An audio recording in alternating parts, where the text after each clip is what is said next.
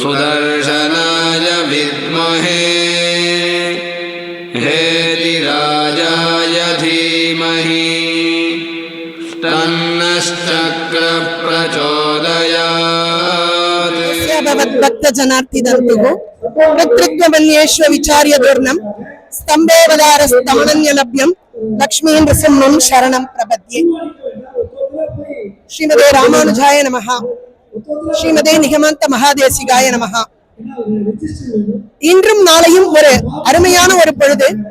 இதற்கு வித்திட்டும் விதமாக இந்த இடத்தை தேர்வு செய்தவுடன் இந்த இடத்தில் பகவானின் சாநித்தியம் ஏற்பட வேண்டும் என்பதற்காக தற்சமயம் எனது தோப்பனாரை பற்றி பேசிய திரு பாலாஜி பட்டர் என்னை வழியினில் பார்த்து, இந்த இடத்தில் பகவன் சாநித்தியம் ஏற்படுவதற்கு சகஸ்ரநாம பாராயணம் இருவேளையும் வைத்திருக்கிறோம், உங்களது சொற்பொழிவும் இருக்க வேண்டும் என்று சொல்ல, சரி யாகம் நடக்கிற இடம், இங்கு எந்த சொற்பொழிவு பண்ணுவது என்று யோசிக்கும் வேளையில் பகவானாகவே நமக்கு ஒரு வாய்ப்பை ஏற்படுத்தி கொடுக்கிறார்.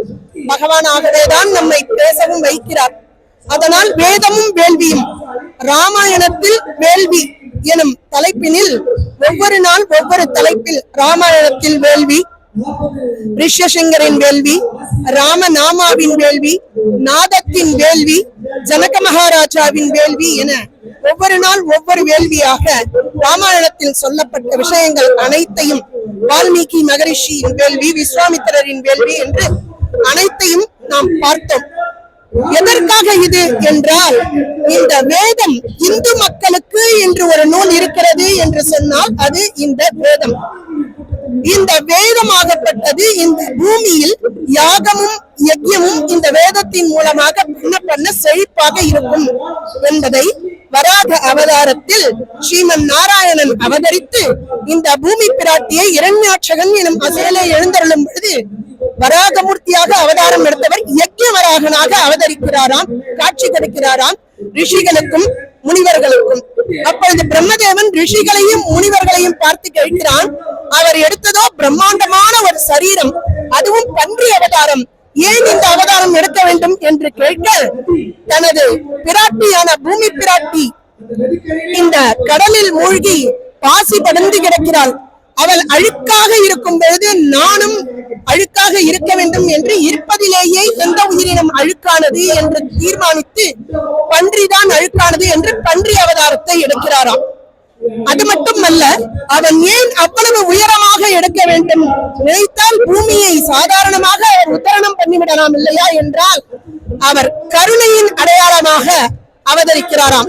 விஸ்வரூபம், அதாவது அந்த அவதாரத்தை மிக பெரியதான அவதாரமாக எடுக்கிறாராம். ஏனென்றால் பெருமாளின் கருணையாகப்பட்டது அப்படிப்பட்டது. நம் பக்தர்களுக்கு தனது கருணையை காண்பிப்பதற்காகவே அவ்வளவு உயரமான ஒரு அவதாரமாக எடுக்கிறார். ஏன் வராக அவதாரமாக தனது திருமேனியிலேயே தோளினில் காயத்ரி மந்திரத்தையும், ரோமங்களில் தர்ப்பத்தையும், சுக்ஷுவம் எனும் தனது நாசியில் கடா எனும் அந்த பாத்திரத்தையும் அனைத்தையும் தனது உடலில் தாங்கி அவர் அவதரித்த காரணம் என்ன என்றால், கலிகாலத்தில் இந்த பூமியில் வேதங்களாலும் யாகங்களாலும் மட்டுமே சுபிக்ஷம் அடையும் என்பதை காண்பிப்பதற்காகவே அவர் யஜ்ஞமூர்த்தியாக பூமி பிராட்டியோடு சேவை சாதிக்கிறார் என்று ரிஷிகளும் முனிவர்களும் பிரம்மதேவருக்கு சொல்கிறார்களாம். அப்படிப்பட்டதான இந்த பூமியாகப்பட்டது வராக பூமி என்று, ஏனென்றால் அவர்தானே பூமியை மீட்டார். அதனால் இன்றும் நாம் எப்பொழுதும் சங்கல்பம் செய்து கொள்ளும் பொழுது ஸ்வேத வராக கல்பே என்றுதான் நாம் அவதாரம் செய்து கொள்வோம். ஏனென்றால் இந்த ஸ்வேத வராக, இந்த ஸ்வேதத்தை, இந்த உலகத்தை மீட்டுக் கொடுத்தவர் வராகர் என்றால் இது அத்தனையும் வராகருடைய பூமி. அதனால்தான் ஸ்ரீனிவாசர் கூட கலியுகத்தில் அவர் அவதரித்து வராகரிடத்தில் இடத்தை வாங்கி அங்கே திருப்பதியில் கோவில் கொண்டு எழுந்தருளி இருக்கிறார். அங்கு போனால் எப்படி வராகரை சேவித்து விட்டு நரசிம்மரை சேவிக்கிறோமோ அதே போல் இந்த இடத்தினில் இந்த உலக க்ஷேமத்திற்காக நடக்கக்கூடியதான இந்த மகா யஜ்யம் சுதர்சன ஹோமம் என்று சொன்னால் சாதாரணமாக நம் இல்லங்களில் மட்டும்தான் செய்வோம். அதை கடந்து பார்த்தால் கோவில்களில் செய்வோம், அவ்வளவுதானே தவிர இது போன்ற ஒரு பெரிய மைதானத்தை எடுத்து 1008 ரித்விக்குகளை ஒரே இடத்தில் வரவழைத்து அந்த ரித்விக்குகளுக்கு பரிச்சாரகமாக 1008 பரிச்சாரகர்களையும் ஆக 8 16 2016 நபர்களை இந்த இடத்தில் வரவழைத்து, அது மட்டும் அல்லாமல் வேதம் பிரபந்தம் என்று அதற்கும் அண்ணனர்களை வரவழைத்து மிகவும் சிரேஷ்டமாக நடக்கக்கூடியதான இந்த 1008 குண்டம், அதுவும் இந்த ஆதம்பாக்கம் நகரங்களின் கும்பகோணம் சென்னையில் என்று அழைக்க சொன்னால் அது நங்கநல்லூர் என்று சொல்வார்கள். அதன் அருகினில் இருக்கக்கூடியதான இந்த இடத்தில் இவ்வளவு விமர்சையாக நடக்கக்கூடிய இந்த யஜ்யம் எனக்கு தெரிந்து இதுதான் முதல் முறை. இதன் பின்பு நடக்குமா என்பது தெரியாது. ஆனால் இதற்கு முன்பு நடக்கவில்லை என்பது தெரியும். இதை கண்ணால் காண்பதே பெரிய விசேஷம் என்று சொல்கிறது. அப்படியாக இந்த நிகழ்ச்சிக்கு அனைவரும் வந்திருந்து கண்ணால் கண்டு பகவன் நாமாவை நாமும் சொல்லி கூடியிருந்து குளிர்ந்தேன்னு ஆண்டாள் நாச்சியார் சொன்னது போல் நாம் அனைவருமாக சேர்ந்து இந்த ஸ்வேத வராக மூர்த்தியை மனதில் கொண்டு தனக்கென்று பகவான் ஒரு ஆயுதத்தை உருவாக்குகிறார், பஞ்ச ஆயுதங்களை உருவாக்குகிறார். அந்த பஞ்ச ஆயுதங்களை உருவாக்கினதால் பஞ்சாயுத மூர்த்தி என்று பகவானுக்கு பெயர், பஞ்சாயுதம் என்று. அந்த ஆயுதங்களின் அரசனாக சக்கரத்தாழ்வாரை அவர் நியமிக்கிறார். சக்கரத்தாழ்வார் தனது கைகளில் 16 ஆயுதங்களை கொண்டு அவர் இருக்கின்றார். அதில் ஒரு ஆயுதமாகப்பட்டது வேல். வேல் எனும் சொல்லும் பொழுது அனைவருக்குமே முருகனின் நினைவுதான் வரும். ஆனால் முதலில் வேலை கையில் கொண்டது நந்தகோபன்.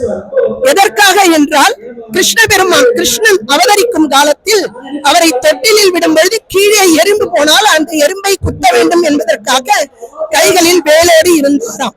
ஏனென்றால் அந்த எறும்பு கூட அசுரனாக மாறிவிடும் என்பதற்காக. அதன் பின்பாக அந்த வேலை யார் வைத்திருந்தார் என்றால், அது போன்ற ஆழ்வார்கள் வரிசையில் திருமங்கை மன்னன் வேலையை வைத்திருக்கிறார். மன்னர்கள் அனைவர் கைகளிலும் வேல் எனும் ஆயுதம் இருக்க வேண்டும். அதை திருமங்கை மன்னன் வைத்து காத்துக் கொண்டிருக்கிறார்.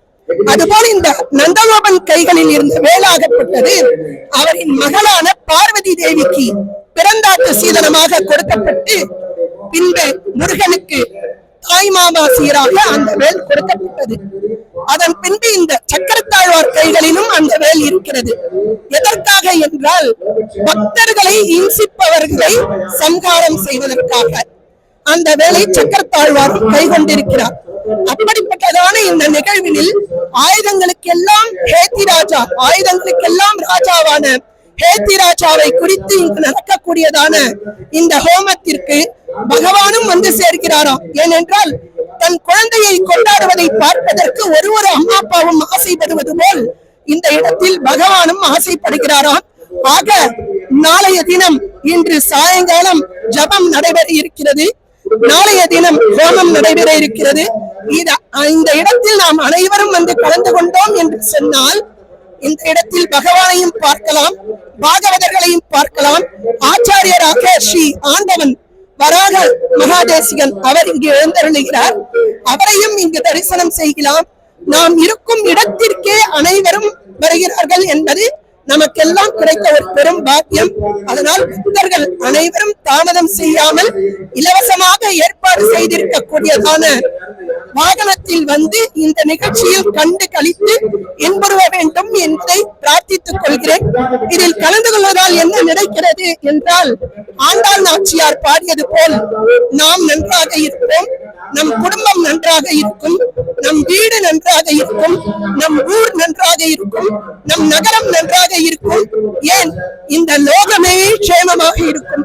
அதனால் இந்த லோக க்ஷேமார்த்தமாக நடைபெற இருக்கக்கூடியதான 1008 ஹோம குண்டத்தை ஒரே நேரம் பார்க்கக்கூடியதான பாக்கியம் நம் அனைவருக்கும் கிடைக்கும். இதில் அனைவரும் வந்து கலந்து கொண்டு இன்புற வேண்டும் என்று கேட்டுக்கொண்டு, கவிதார்க்கிக சிம்மாய கல்யாண குணசாலினே ஸ்ரீமதே வெங்கடேசாய வேதாந்த குருவே நமः.